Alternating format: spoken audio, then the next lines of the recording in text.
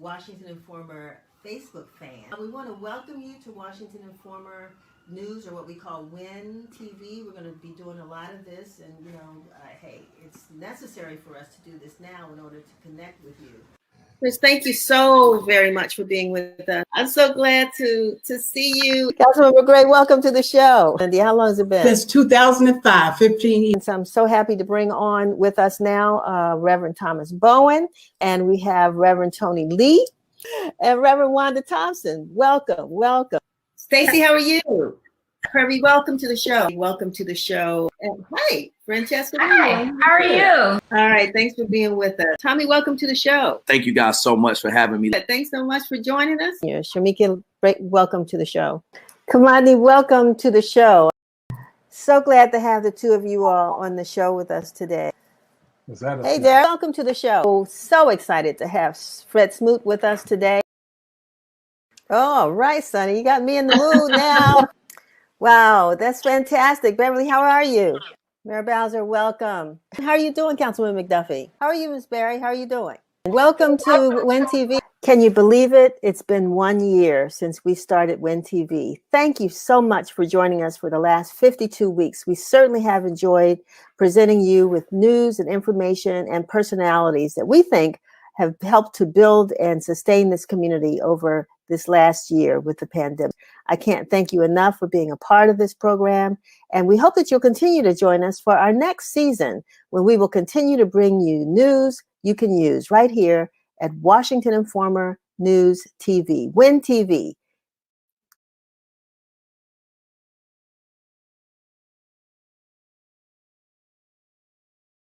Welcome. Wow, it's amazing that it's been an entire year, 52 weeks, but I think we all know it. And that's why we're so excited about the fact that we've got an possible 80-degree day today, and the sun is shining, and we're beginning to see a little bit of spring and sort of, coming out of our cocoons a little bit, thanks to the fact that many of us have gotten vaccinated and COVID is no longer consuming our lives like it did fearfully back a year ago this time.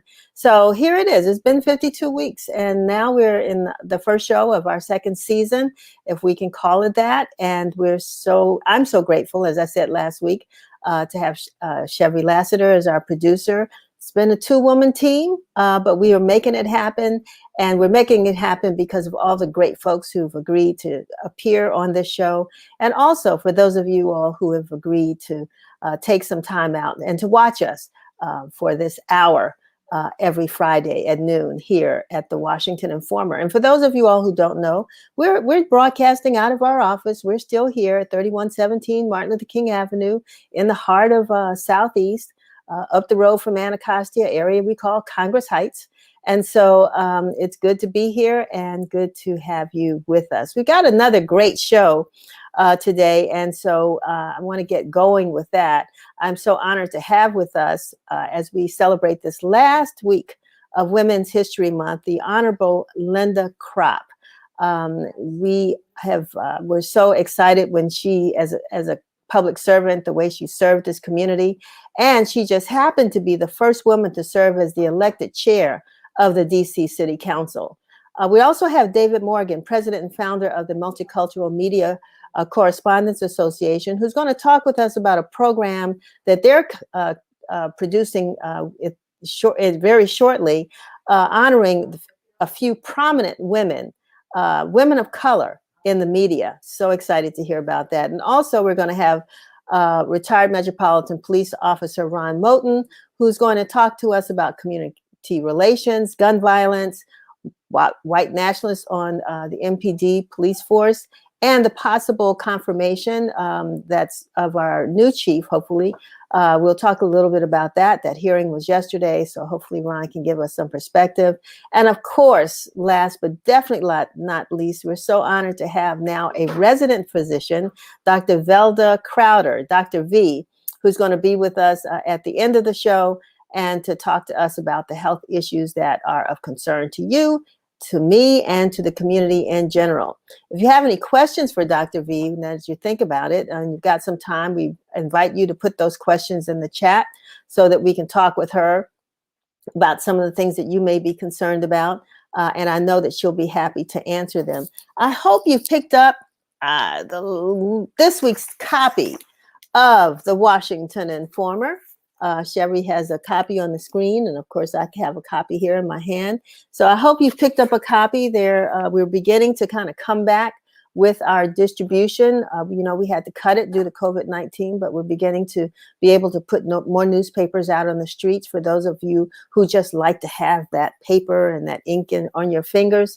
We've got papers out there now. And if you have a location that you'd like for us to deliver papers to, that would, whether it's a store, a church, neighborhood, a building, a senior building, just let us know. Email us at news@washingtoninformer.com. Email us at news@washingtoninformer.com, and we will gladly add you all to the distribution list. The paper on the streets right now are free. You can subscribe, but we'd love for you to pick one up. And also remember that you can read us online at washingtoninformer.com. That's our website. And while you're there, we ask you to just click the button. We'd love for you to become a part of the Washington Informer family. You can subscribe to the Washington Informer there. And also, please follow us on all of our social media channels on Facebook, Twitter, Instagram, and our YouTube channel. We really love to have you as a part of our family. And while you're getting this copy of the Informer, or if you go online, you can also see this month's edition of WI Bridge, or The Bridge. They've come out, they did a really, really great fashion issue on DC streetwear. It's fascinating. I mean, those of you all who may remember back in the day, some of the places where we used to go and buy clothes. If you're from DC, you know those places, Madness, We Are One, Hobo, all the brands. Well, they did a whole photo shoot with our fashionistas from DC. So you might want to pick up a copy of this issue or visit them at wibridgedc.com. So having said that, we're going to move on now to our news. This week, James Wright covered the House statehood hearing and did a story on the child tax credit. I think that's big news for particularly Washingtonians, people in the Ward 8 community. We have over half of our population reportedly is under the age of 18. So lots of families can take advantage of this new child tax credit that's in existence. And if you want to know more about that, pick up a copy of the Washington Informer. Serafina Wright wrote about the restoration of voting rights for convicted felons in Virginia. DC's been fortunate. I mean, even our incarcerated residents can vote and are voting even at DC jail. But in other states, those who have committed felonies or incarcerated have lost their right to vote. But Virginia has restored that for those who have paid the penalty, are now returning to their homes and want to engage in the civic process of voting. So Serafina did a big story on that. And Stacey Brown reported on the filibuster and the pushback by Republicans against statehood for the District of Columbia. I don't know if you all got a chance to see that hearing last week with our mayor and some other folks from the District of Columbia who were up on the Hill. Fortunately, the Congress, the Democrats in the Congress fully support statehood, and our Congresswoman Eleanor Holmes Norton was with us last week to talk about that. But, if you can hear the arguments against statehood, it just makes you angry, to say the least. And we're going to talk to Chairman Kropp about that because she has been involved in this struggle too from the earlier days. So that's it as it relates to this week's paper. Again, you can read more online if you visit us at washingtoninformer.com. I want a few mentions. I also wanted to talk a little bit about the voter suppression bill signed into law in Georgia. I mean, that is something we need to keep our eyes on here at the Washington Informer. We will, because after this last election, there is a movement to disenfranchise voters all across this country by changing the voting laws. And so we need to stay vigilant, stay strong, and stay focused and on what it's happening there. And of course, I'll just mention we've got a piece on our website right now about the HBCU lawsuit settlement in Maryland. Maryland state colleges are going to benefit from that. And so, check it out and see what you can find on our website. We're going to turn to Curtis Knowles right now, who's going to give us more news updates. This is Curtis Knowles reporting with WIN TV News. COVID is severely affecting the students of Maryland as failure rates have almost doubled. Data shows that failure rates were under 20% last year. This year, however, 9 school systems across Maryland now show failure rates of above 20%. The failures are in key classes including math, English, and social studies. The world can start looking for a light at the end of the pandemic as a child was born with COVID-19 antibodies. The child in question is Reese Saunders, born on February 24th in Cortez, Colorado. Reese's mother, Haley Saunders, had received her second dose of the vaccine weeks before Reese was born. Tragedy struck the town of Boulder, Colorado, when a mass shooting took place on Monday. The shooting occurred at the grocery store King Soopers. Police currently have 1 suspect in custody. The shooting has spurred President Biden to once again call for stricter gun laws. An independent audit of 3 D.C. Housing Authority contracts found that the agency wasted $1.3 million. The DCHA did not disclose the audit or its findings despite the D.C. Council's specific request for them. The audit found that the DCHA was paying the management consulting firm McKinsey & Company for services it never received. Ward 2 council member Brooke Pinto is circulating a bill that would limit the ban on rent increases to tenants experiencing hardships related to the coronavirus pandemic. Pinto has stated that the pandemic has affected many people differently. The bill is expected to be heard on April 6. Kim Janney was sworn in as the mayor of Boston on Wednesday, making her the first Black and woman mayor of the city. Janney attained the position after former Boston Mayor Marty Walsh was appointed as President Biden's Secretary of Labor. One of Janney's first tasks as acting mayor is electing a new police commissioner. D.C. Police Chief Robert J. Conti is being officially confirmed as chief on Thursday. Conti was appointed chief by Mayor Bowser in December after the resignation of former Chief Peter Newsham. Before his appointment, Conti was an assistant chief of the Investigative Services Bureau. Curtis Knowles with WIN TV News. Thank you so much, Curtis, and I appreciate that update. So now we're going to move on to our first guest, who I mentioned earlier, the Honorable Linda Kropp, who has graciously agreed to sit with us today so we can, one, recognize her for Women's History Month, but also to talk a little bit about what you've been doing. We haven't seen you in a little bit, and I know you've been busy, but also to talk about where we are, your views about where we are in the District of Columbia. So thank you so much for joining us. Well, good afternoon, and it's a pleasure joining you and your audience today. So first, how's life? How have you been doing? I'm challenged, but not overwhelmed. We're all here, we're vertical, and hopefully we'll move out of this pandemic so that the district can continue to flourish and grow. Right.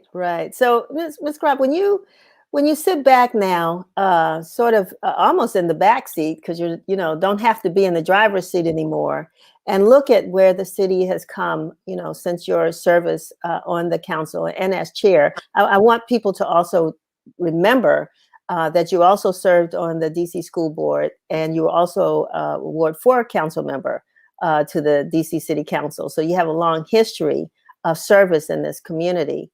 But now that you have retired and can kind of sit back and watch, what impressions do you have about where we are in the district right now? Well, there's no question that the district was moving forward. The population was growing. The pandemic has had a serious impact on the district, and I don't think people realize how big it is. But it has grown. I think what the district has to do, however, is make sure that we keep affordable housing in the district. While the population is growing immensely, And we want that. We need revenue, but we also need to have a diversity of income levels in the district. And so we need to make sure that the people who work in the district can also live in the District of Columbia. So I think that's one of the biggest challenges that we have once we get the economy back on track from this pandemic. We are a hospitality town, and our revenue depends on people coming to the district an awful lot, and we know that travel has been very light since this pandemic happened. So in order for us to continue to fund the needs of the residents of the district, we must ensure that our economy is on solid ground. And we must also, I believe, while we watch the population grow, that we must keep affordable housing in this city. When you were chair of the council, what was the biggest challenge that you faced? Was it the control board? Was it housing? When you look back over that period, what are you most proud of about overcoming during your administration? Well, when I first became chair, we had the control board, and we needed to get rid of the control board so that the representatives of the citizens would be the ones they elected and not people who were appointed. So the district, in record time, we were able to remove the control board from making decisions. Thankfully, we acted in a very positive way, and the control board rarely changed anything that the council and the mayor had put forward because we had done our job so good. But what we also had to do, that I am I have great pride, is that we had to bring the economy back. The district's economy had really faltered. We had lost a large tax base from not only our residents, but also from businesses that did not locate in the District of Columbia. So we had to bring prosperity back to the district. And I'm very pleased that I played a major role in that. In addition to that, many people forget that the district had lost control somewhat of the Wilson building. And the federal government had moved into, or they were preparing to move into the Wilson building. And I was able to keep the Wilson building as the seat of government for the District of Columbia. And it's our only presence on Pennsylvania Avenue is the Wilson building. And I felt it was extremely important for the District of Columbia and its citizens to have that representation on Pennsylvania Avenue.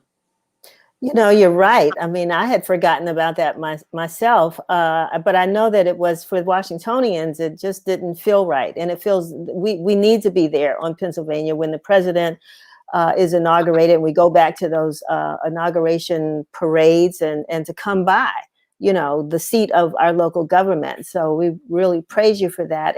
And your leadership as the chair of the council, I think. And I don't think it's necessarily because you were a woman, but it was just because you showed or demonstrated great leadership with, 12 other members who had really diverse needs and desires and opinions, and how you managed that. I mean, it was something to marvel at. And how did you maneuver? What were some of your challenges in dealing with members, your fellow council members? Well, Denise, you said that I had been a member of the Board of Education, but I think equally as important, I'm a former teacher and a former guidance counselor. And I believe that those skills as a teacher and particularly as a guidance counselor helped me to be able to maneuver with a very strong council. Everyone had their own independent thoughts. It's only one vote for each member. And to be able to bring those individuals, diverse thinking group of people together to move forward on behalf of this city and its citizens, it took the skills, I think, that I had learned as a counselor. Well, even current Chair Mendelson has complimented you on your leadership. I heard that most recently, and I said it's well deserved. And you also, I think, were helpful among other members of the council to usher in more women on the city council. I mean, now we have a majority female council. It's not, I don't think it's the first time, but what are your views on women and leadership in the city? I think it's extremely important for women to be represented. And the district is sort of an anomaly. We have been fortunate enough to have such a wise population to understand what benefits female representation could bring, so that we have a female mayor, we have a female representative on the Hill, and we have in the past had the chairman of the council. And it's important. Usually women were in the background, they were involved in politics, but working in the background to help someone else become an elected official. So it's important for women and their views to be represented, because there's so many women who are citizens, who have certain issues that when a female is elected, they can bring that viewpoint to the laws that they enact in this city. So it's very important. It's very important for us to help groom people to follow us, and for us to extend our hand and pull them along. And also, I'm curious about your views on how the city has diversified. You know, we've gone from chocolate city to, you know, I guess chocolate swirl, to now it's more like chocolate chip. I'm not sure how we want to frame it, but you know, the African American population here has reduced quite a bit. More of our residents have moved outside of the city. Even though it's funny, Marylanders still consider themselves Washingtonians all the time, and they're really interested in DC politics. But did you see that coming when you were chair? Yes, I did, because once you start seeing the price of housing going up, you know that there's a certain group of individuals who have more money. The Black population owned an awful lot of property in the District of Columbia. It was very hard for many people whose parents may have bought a home for $40,000, and someone comes in and offers them $500,000 for them not to accept it and then move out. But in doing that, it does change the population. And as higher rents and higher cost of housing came about, it required a higher income.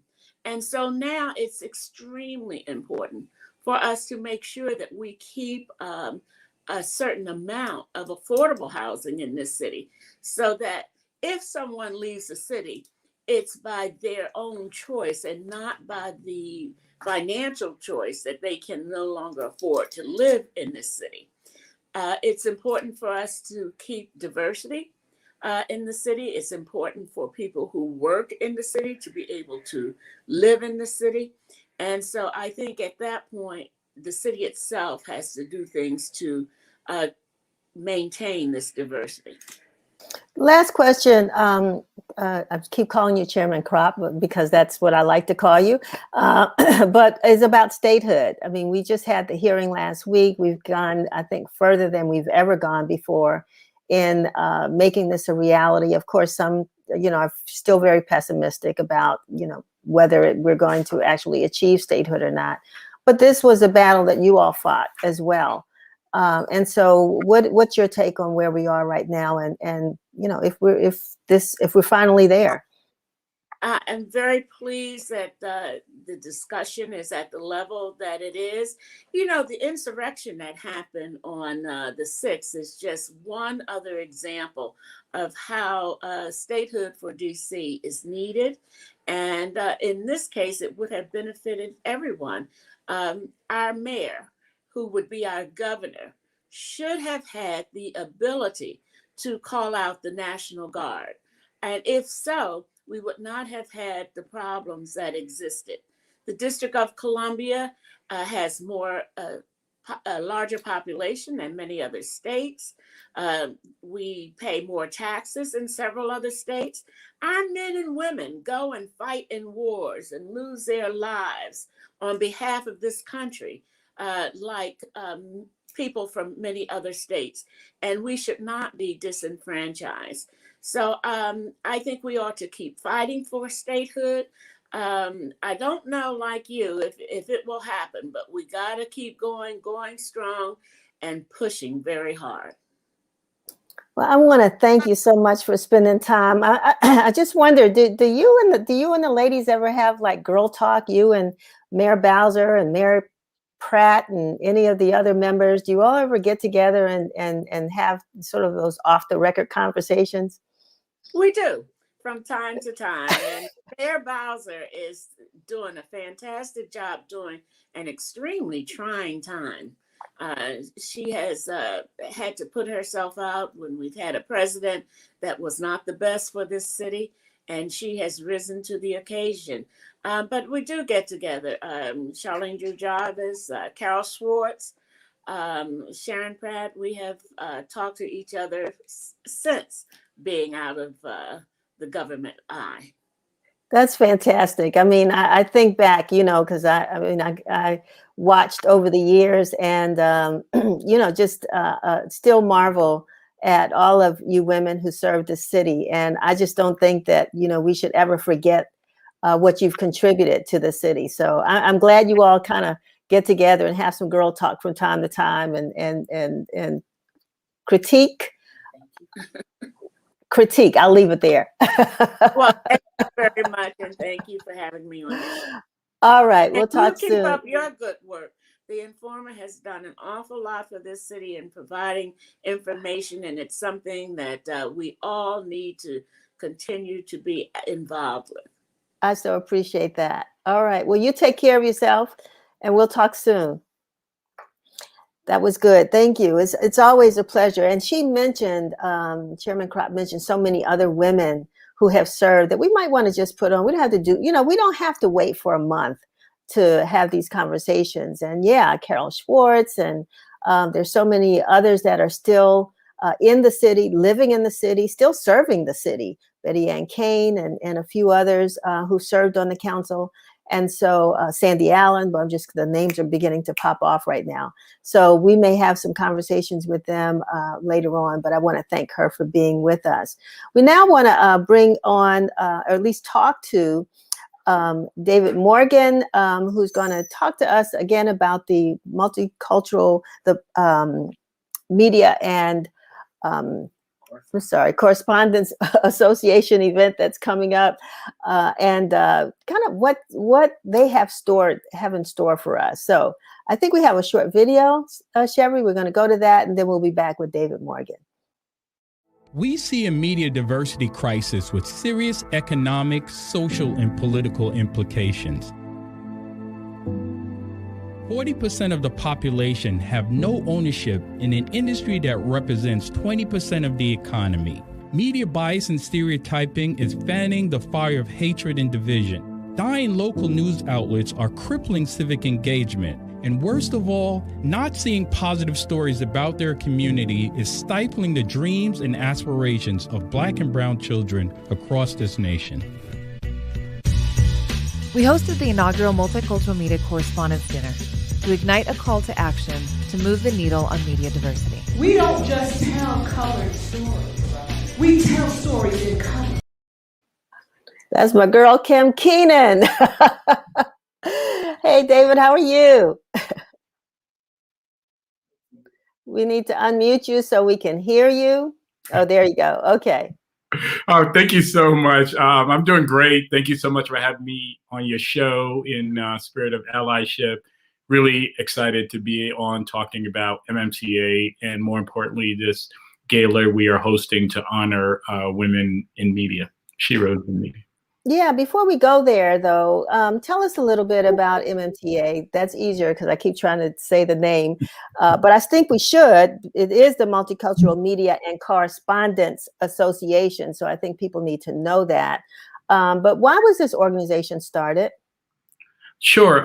So a little bit of us, we're a growing army, I would say, of diverse Black media stakeholders, advocates and influencers. And what brings us together, we are resolved to secure the power that comes from owning content and distribution and controlling how our story is told.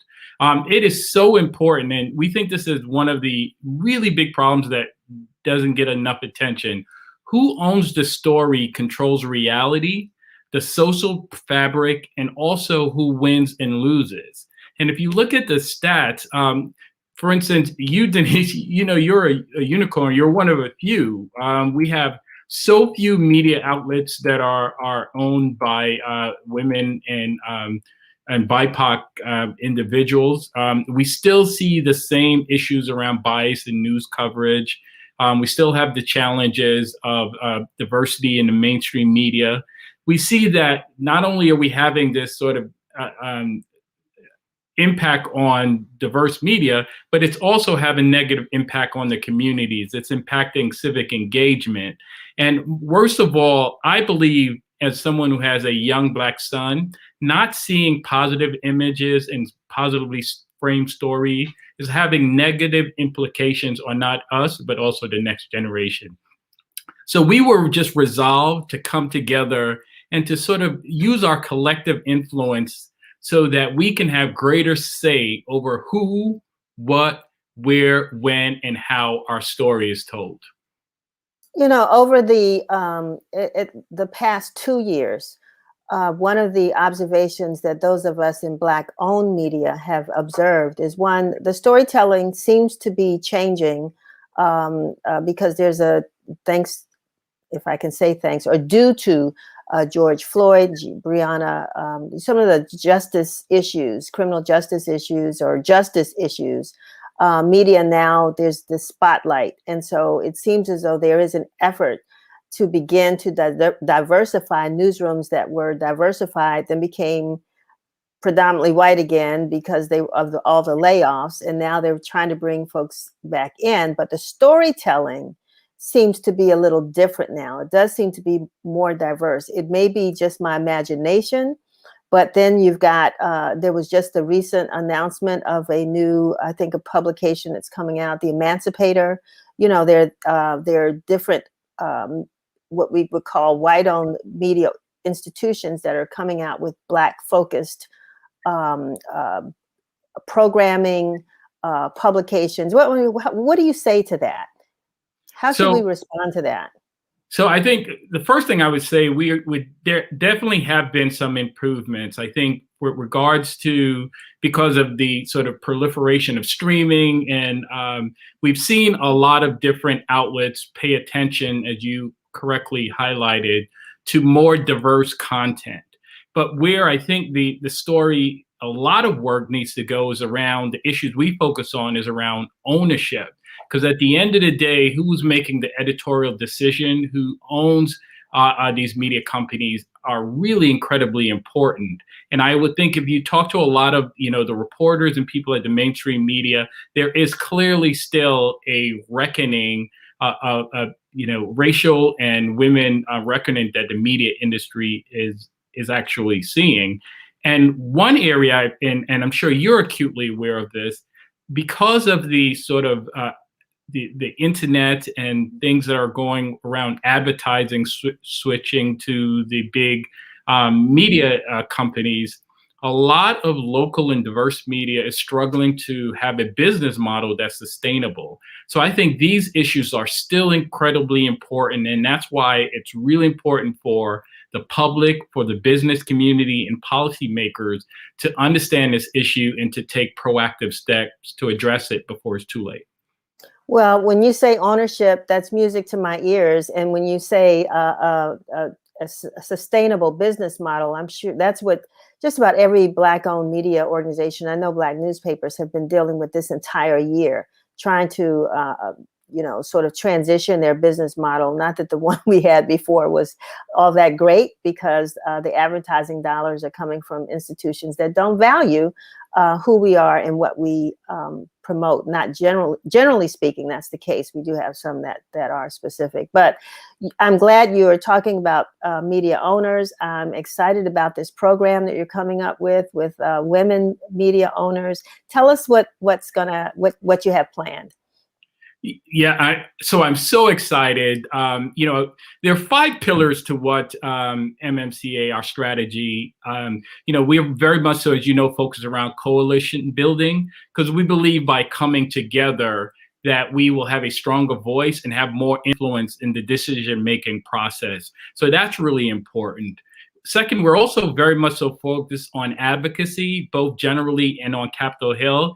And we are super proud of the relationships that we've established with members of Congress, and particularly their sort of renewed interest and legislative activity around solutions on media diversity. As you know, Congresswoman Demings and Senator Rosen has authored a bipartisan resolution to reaffirm Congress's commitment to media diversity and to really bring together stakeholders around common ground solutions. So we think that's incredible, and we focus a lot on making sure that is sustainable. In addition, we have a petition where we're asking, as part of the change in the business model we talked about, we would think that Congress should provide incentives for corporate America to do business with local and diverse media in the form of advertising credits, as well as around subscription credits, so that more folks can go out and get subscriptions to the Washington Informer and other newspaper. We also think it's important around constructive engagement. We think it's really important that the media companies are sort of having discussions on how they could better work with and expand diversity among mainstream media, as well as how they work better with diverse media. The fourth pillar is around stakeholder assistance. You mentioned the business model issues. As you know, we're always trying to find advertisers to go and do business with our local papers, but we've done something really interesting, Denise, and I want people to hear more about. We have actually looked directly at this business model problem, and we have launched an incubator that's going to test revenue strategies. We've brought on the Innovation Media Consulting Group. We've launched a project with a fellow outlet as yours called Elevate Dayton in Dayton, Ohio. And we are really going to lean in on actually solving what we see the problem, that we believe there's a solution, and we're going to find it. The last one, which leads me into this event, we think it's incredibly important to celebrate multicultural media excellence, especially the unsung heroes in the industry that are leading the fight.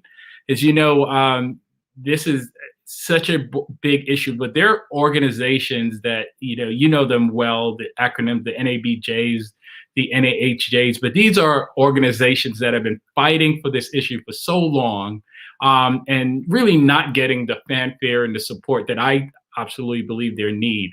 But what's unique about it in this incredible moment in time in Women's Month, these organizations are all helmed by powerful, resilient, selfless women. And why am I not surprised? And well, I guess I came to it late, and I said, "Oh my goodness, here we have all these great organizations headed by amazing women. Why don't we bring them together? One, to honor them and celebrate their excellence, but also to use it as an opportunity to highlight the issue and the need for increased support around diversity." So that's what we're going to do. We are excited. It's on March 31st. It's our inaugural Sheroes in Media Awards Gala, because we don't think we should do this once. We think we should do this every year. Our first slate of honorees, we have, and I'll go through them because they're all so powerful. We have Julie Burton. You can do so quickly. Go ahead. Who's the president of the Women's Media Center. We have Heather Cohen, who is the chair of the Alliance for Women in Media and Foundation. We have Francine Compton, who's the president of the Native American Journalists Association. We have Nora Lopez, who's the president of the National Association of Hispanic Journalists. We have Lisa Matthews, who's the 114th president of the National Press Club, which is just so amazing. And finally, we the president of the National Association of Black Journalists. We have Richard Louis and Alicia Menendez. David, can you say I'm sorry? the NABJ president, because we lost you for a second. So I want to make sure we give her a shout out as well. Please give a shout out to Miss Dorothy Tucker, the president of the National Association of Black Journalists, who's doing an outstanding job, as we see her in the news all the time. The event is hosted by Alicia Menendez, Richard Louis, both MSNBC anchors and prolific authors. So they have really great books out now that, for instance, Alicia's book, The Likability Trap, is doing phenomenally well. Richard's book just released. The Enough About Me, The Unexpected Power of Selflessness. And in typical MMCA fashion, we are bringing comedic talent. So we will have the amazing Gina Berlin, who, you know, just did an amazing Amazon One Hour special to give us performance. So, and how can people watch this? We're super excited about it. How can people see this? And please, hopefully you can put the link in the chat, but there is a link. It will be live streamed on our Facebook and our Twitter channel. And if you can go to our website, which is at www.mmcadc.org, or on our social media, we will definitely be promoting, and we would love and ask everyone to tune in and support MMCA and support our mission and support these amazing organizations and inspirational leaders. Well, I think it's a wonderful idea. I think it's great, particularly to what I've been calling are the hidden figures of the media. And those are the Black women who lead Black-owned institutions, and I'll say Black-owned institutions and Black-owned nonprofit organizations, media organizations. And so I'm glad you're doing this, and it should be a great program. I look forward to seeing it myself and trying to figure out who your lineup for your next, because you do other programs besides this, right? I mean, you ran a list, but I know that every year you honor people in the media, and it's been a great event at the National Press Club. So, hey, keep up the great work. And thank you. And we will be back. Last year we did it virtually. We'll be doing it virtually again. But, we also do a really powerful solution series where we bring together stakeholders. We're all about sort of leaning in. We're resolved to address this problem, and we will continue to be the fight. So we ask that please reach out, support us, go to @MMCADC, find out more about us, and become a part of our army. Wonderful. Will do. And thank you very much. I know you have to get ready for the 31st. So we will see you then. And thanks a lot for being with us. Thank you, Denise, for all you do. I really appreciate you. All righty, David. Take care. So that's going to be an interesting program, don't you think, Sharon? Geez, to see what these folks are saying and doing. And you can't really, I mean, how often do you get these groups together? I know that they probably meet. That's why I asked the chairman about that. I mean, how often do folks actually sort of come together, have powwows? And I think as a result of that, that's what has made MMCA so successful in what it's been doing on Capitol Hill. It's advocacy work, because folks are talking. And there's nothing better than having conversations to move issues forward. So having said that, I think now we will move on to our next guest, who is none other than someone I think that many of us in DC know, because he's always been active, this Mr. Ron Hampton, who is a retired Metropolitan Police officer, in advocacy for justice in the community, and still on the forefront. Ron, how are you? I'm doing fine. How you doing, Denise? Pretty good. Pretty good. I mean, good to be with you today. Likewise. You're looking well. The same. I always see you around and doing the newspaper thing, but it's always good to talk to you in person. Likewise. There's a lot going on. There's so much going on when we talk about policing. Everything from defund the police to, new police chiefs being named, to changing how police departments are being funded. And you're retired. It's like the chairman. I mean, when you look on to what's happening right now, I mean, what's the big issue that bubbles up inside of you? Change, and whether or not it's going to be successful, because these aren't new issues. Your father and I were dealing with these issues, and also your mother back in the 70s and 80s. And at some point you get frustrated because you supporting and advocating for these changes, and we know that there's some basis for them. A great deal of research and studies that have been done over the years. Reports have been written and submitted. However, a lot of them end up sitting on bookshelves somewhere. So the idea is change going to really be possible? And are we going to see that change and feel good about it? So I don't know. I'm optimistic and continue to be optimistic, but I just think that's our challenge. Did you serve with at any point either with or alongside Chief Conti? Well, acting chief, I should say. Yeah. Conti came on in '89. We know each other, and we've been on over the years. We've served on a couple of panels after I retired. And here in the city, we recently, this was about 2 or 3 years ago, the Jewish community at that church up on Military Road, the synagogue rather. There were some panel discussions. We had a chance to talk. I've always paid attention to him because I really truly believe he was ready to be chief of police when the mayor chose Newsom. Because Conti has been around. He's served as several district commanders. He's been over SOD. He's been in the department paying attention to the kind of things. And he's a guy who's serious, And the other thing about him, he reminds me somewhat of some of the old Black leaders because he is a policeman's policeman. The rank and file guys like him. He's a likable guy. And where that has its place, I think the strongest thing is that he recognizes that this is a time for change. And so he has articulated several areas and concerns that, our community has in relationship to change. And that's what they want to hear. It may not be that we get everything that we want, but you have to, I believe you have to look at them, you have to try it because we've been doing some of this stuff for over 150 years. And the results we know haven't been what we wanted them to be. Something new. Right. One of the questions that Councilmember Gray tried to pin him on at the hearing yesterday was about providing tax-free housing.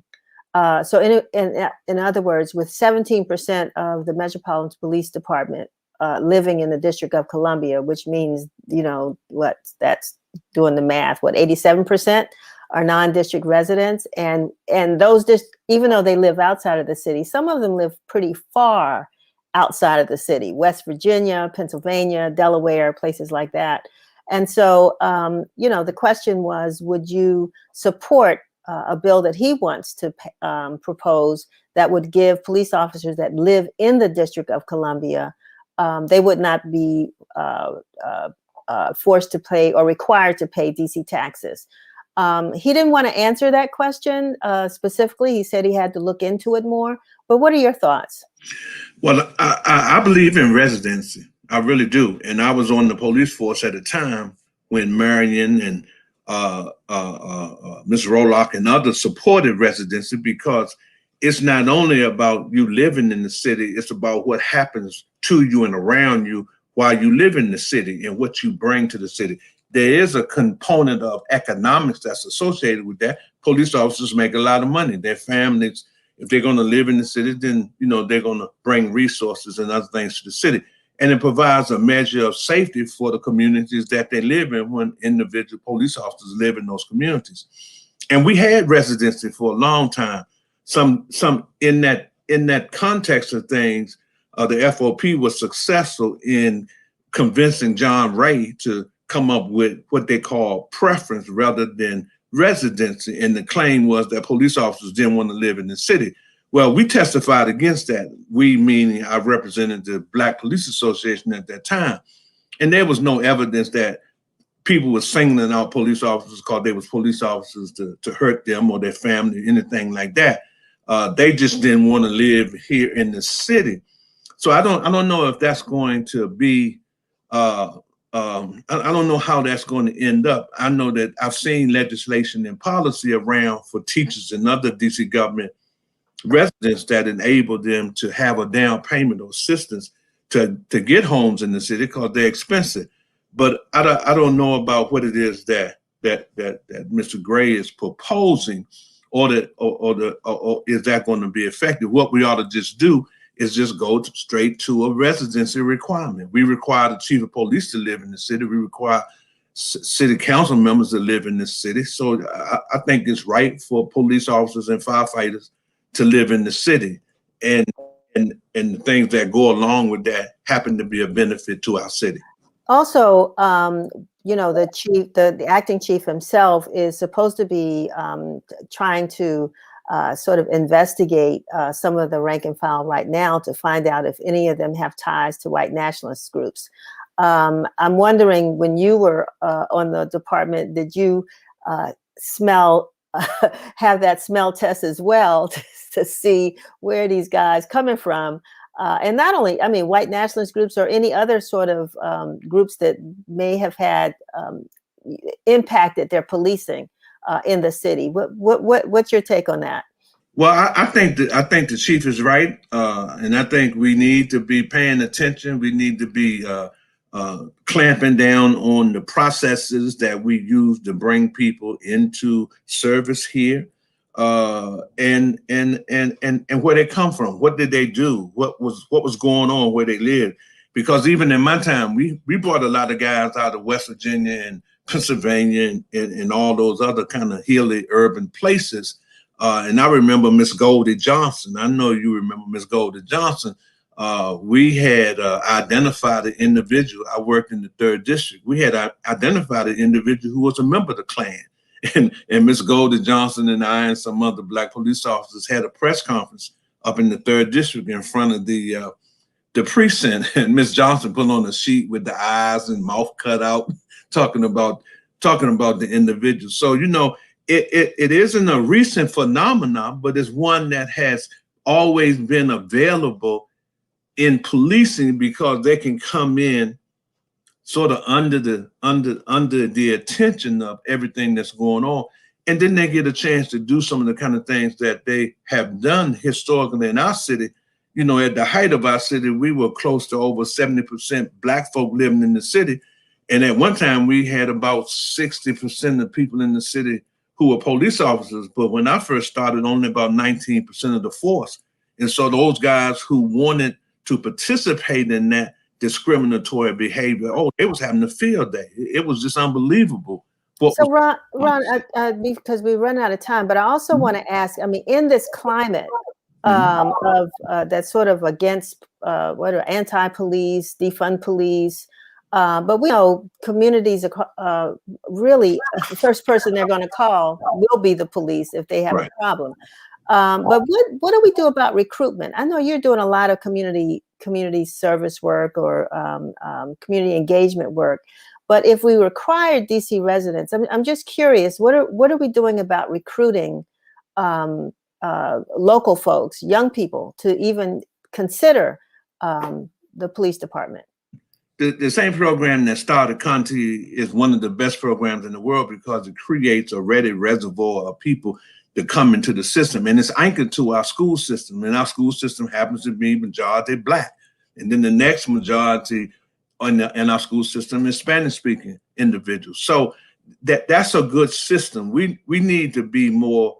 I think in terms of other folk, we need to be tapping Howard University, UDC, some of the other historical Black colleges and universities in the area, and we need to talk about it in the way of what it is that African-American and Hispanic-speaking students bring to the force. And then if we're going to emphasize on that, then that needs to be a value and have a worth once they get on the force. In other words, you can't bring them here because they have something that you need, and then when you get here, then you relegate them to patrol for 15 years and they don't get a chance to use their skills. So the police department has a responsibility not only to attract people from academia and other places, recruit college students, but it also has a responsibility and obligation to assign a worth to what it is that they bring when they get here. I saw that with Bertell Jefferson. I saw that with Maurice Turner. I saw that with Ike Fullwood. I haven't seen it in a very long time, and see, we've gone back. But I think Conte can do it. I mean, he has to know that our community has these expectations of him, and we're willing to not only stand with him, but we're willing to stand behind him if he's willing to work on the things that make our community whole. Well, I don't have to ask you if you would support him as chief, because it sounds like you are there with those ifs. Ifs. Yeah, because some conditions. Yeah, you're right. With conditions. Yeah. Yeah, with conditions, and I think he understands that. Right. He understands it because there's another community in our city, Denise, who has conditions on them too. No question. Ron, thank you so very much for being with us. I really enjoyed this conversation. We're going to have you back because there are some other issues I know that the city, like none of this is new, right? That's right. And so, I want to talk to you some more about some of the other things that are happening. So just when we call, answer, and we're going to have you back on, okay? All right. It's a pleasure. Take care of yourself, Denise. Likewise. You too. Okay, then. All righty. Thank you much. Again, I mean, geez, if you look back, that's why we had Absalom Jordan on not too long ago when he talked about the founding of the Black United Front here in DC. I mean, these are the issues that made people that activated the community. And we have people like Ron Hampton and others where communities and police officers and council, all these folks work together to address these issues. And maybe we're getting back to that. I think because we have so many native Washingtonians. Hey, what can I say? It's a DC thing, but native Washingtonians that are at the helm, we understand what worked and what we need to make things work again. So lastly, gosh, Dr. V, are you there? Yes, I am. Talk a little bit about health. I'm fine. How are you? Good, very good. So what's on our plate this week? Diabetes. Okay. All right. Gosh. Yes. Sugar. Yes. We got the sugar. That's right. I got a little sugar, but it's a big disease. So what do we need to know? What can you tell us this week? Well, I tell people 1 in 5 people don't even know they have diabetes. So that's the first thing, right? So if you are listening to this broadcast, know your numbers. The most important number that you have to get is your hemoglobin A1C. That is the most important number that you need to get from your doctor, and it should be less than 5.6. So know your numbers. That's the first thing. And then really work on actually getting that number. If you have a bad number, really, really work on getting it better, right? So a lot of people don't know they have diabetes, and that's probably the worst thing because then it really begins to work on your eyes, your limbs, your heart, your kidneys without you knowing about it. So I think the first thing is you gotta know about it to do something about it. And Dr. V, I mean, I've talked to several people over the past year, and because I've been told this myself, but doctors are now. I mean, 1 year was like everybody take vitamin D. Every doctor you visited told you got to start taking vitamin D. Now I'm hearing a lot of doctors diagnose people with being pre-diabetic. What does that mean? Yeah, so that relates to the hemoglobin A1C number that I was just talking about. So we used to say that you were a type 2 diabetic if your hemoglobin A1C was like maybe 6.5 or so or higher. And what we found was that between 5.5 and 6.5 is actually a very important range that people are actually pre-diabetic, and it's an opportunity for them to do something about it. So we've been diagnosing people earlier at a lower number so that they can actually change their trajectory. Because by the time we found that by the time their number got too high, it was very, very difficult to turn it around. And so we started diagnosing people with pre-diabetes so then they could actually begin to do something about it. And so what are some of those things that people need to do? Yeah, so I tell people, diabetes costs us in medical costs and lost wages $327 billion a year. So if you're pre-diabetic, what you really want to do, if you can get to a nutritionist, you can get to a nutritionist and actually look at your diet and look at what things you can take out or substitute. You don't necessarily have to stop eating everything that you love. I tell people, pick one or two things that you absolutely love. You can keep those in your diet, but get rid of those other things that you kind of like them, but you could do without them, right? And the more you're eating meats and fresh vegetables, or if you're vegetarian, protein, vegetarian products and vegetables, the better. The rice and the potatoes and the potato chips and any processed foods and any flavored drinks need to be minimized. Those are all the things we love, right? I know. But you can do a lot of substitutes. I've made some really good kale chips. And I give myself a treat every once in a while, you know what I mean? So it's just about moderation. You take those things that maybe you have them every day and instead have them once a week and then go to once a month. Just span them out a little bit. You know what I mean? So that's what I tell people. That's where you start. So that is good. I'm really glad to hear that, because that pre-diabetes thing is a scary thing to hear. Yeah. And so to know that, it's just an early warning sign. And I'm so glad that doctors now are beginning to not wait until people, like you said, are too sick. Right. And that there are ways to address these issues. Next month we celebrate Earth Day in April, but we're going to spend the entire month on with sustainability, environmental issues, all that. And I understand that asthma is a environmental related illness. So we definitely want you to talk a little bit about that, and lung disease, and some other issues that are related to the environment. Is there anything you want to share with us now? The importance of water. Yes. Yeah, we can do just one segment on water. People don't realize the importance of water. And I think we're going to eventually see people if we don't turn around this climate crisis, really fighting over water. Yeah. And water helps with diabetes, right? Absolutely. Water helps with diabetes. Right. If you come in with DKA and your blood sugar is high, that's what we do. We hook you up to an IV and give you a lot of water. Yeah, it really does. Amazing. Yeah. Dr. V, as I said, it's always a pleasure to have you with us.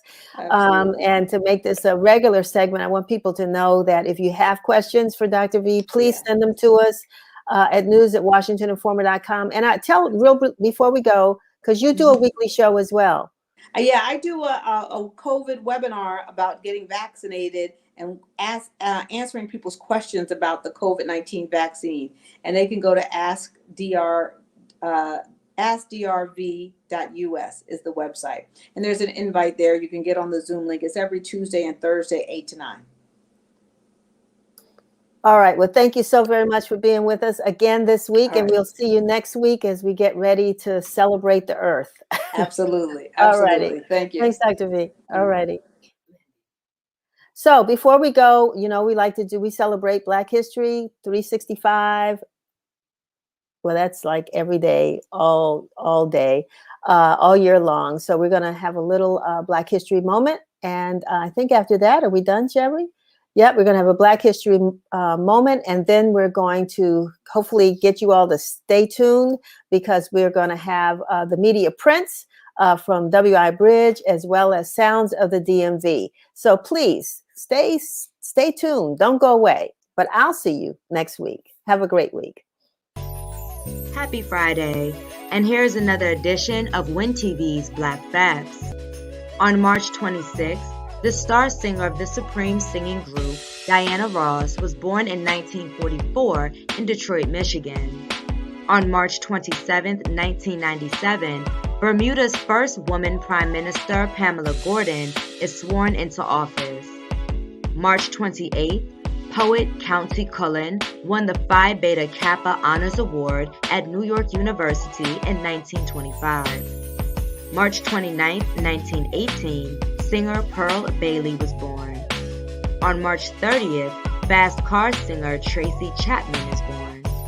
And on March 31st, author Toni Morrison wins the Pulitzer Prize for her novel Beloved. Reporting from the Washington Informer, this is Lindy Wevelakazi.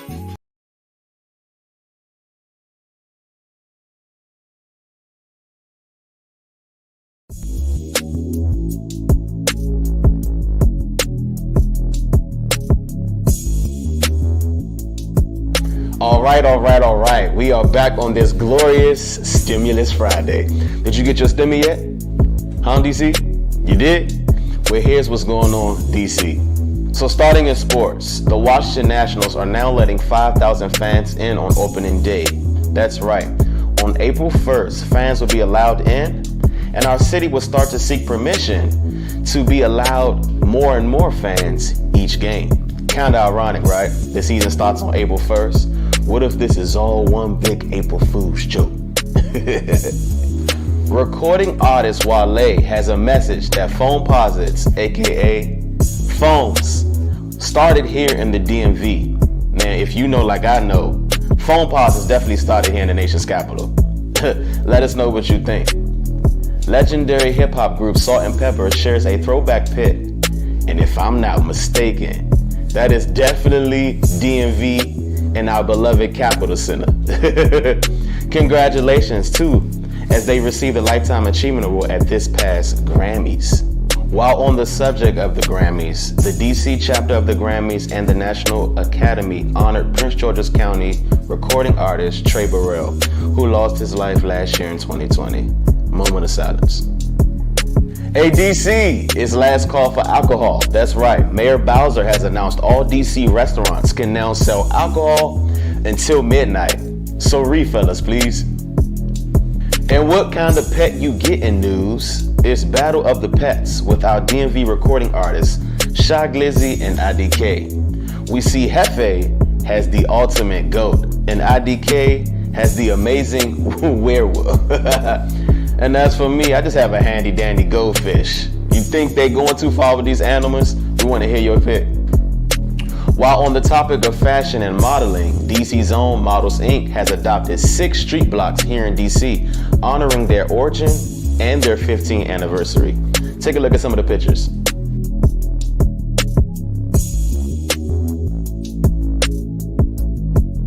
Looks like DC becoming the 51st state is in motion as the House Committee on Oversight and Reform has announced the hearing for this Monday, March 22nd. Okay, DC statehood. We celebrated Black Press Day this past week and the powerful hidden figures behind Black Press, including our publisher of the Washington Informer, Denise Barnes.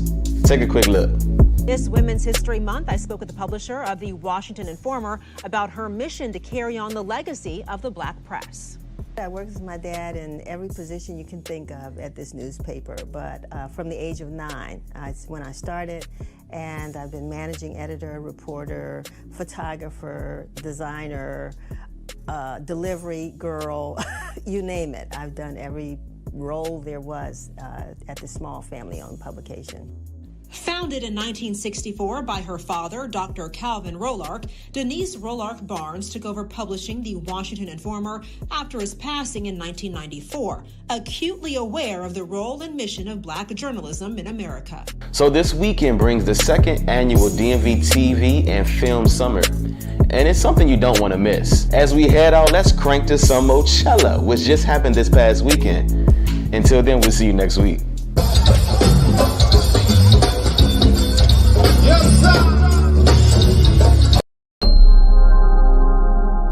Yeah. Ha. Get up! Look.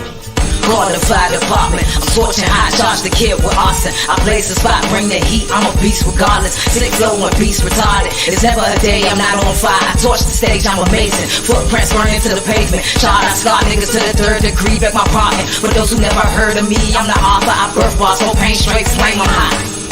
100 degrees. Fire 16. Ignite the flames. Everything blazing. Don't touch the pen. I scar niggas, I'm call the burn unit, and you not, and you not. Ha, ha. They say you killing it, baby. Well, go ahead. I get on stage, running words right through your forehead. No one contain me. See, my brain contains octane, and that explains what I'm spitting. It's gold red. I'm like a machine gun spitting with spitting 16s of 16 coming at me. They all dead. Best remember the name Katrina, the girl straight flaming. And I bought flames with me young and I'm dangerous. Once they can't fly, nigga, who gon' contain us? Vroom, vroom, nigga, move on my way. I'm like a wildfire, forever stay blazing. It's a bonfire, they all die. I get so tired of spitting dope lines and rhyme. So fire, nigga, I got fire and more fire and some more fire and more fire and more fire and some more fire and more fire and more fire. More fire and more fire and more fire. I got more fire and more fire and more fire. I got more fire and more fire, more fire. I got more fire and more fire, more fire. I got more fire and more fire, more fire, nigga, more fire. Rah, rah, rah, rah. More fire. Jump, jump.